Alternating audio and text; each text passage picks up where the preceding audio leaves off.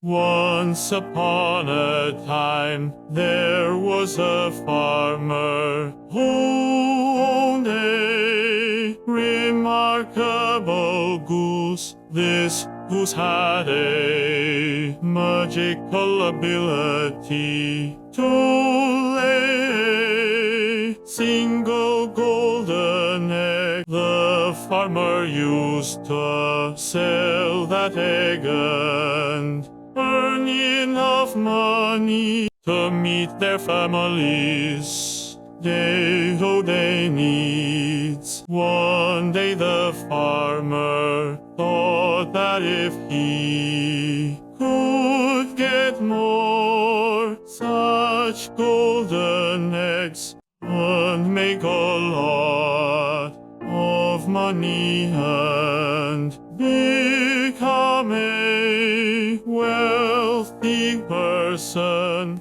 The farmer decided to cut the goose and remove all the golden eggs from its stomach.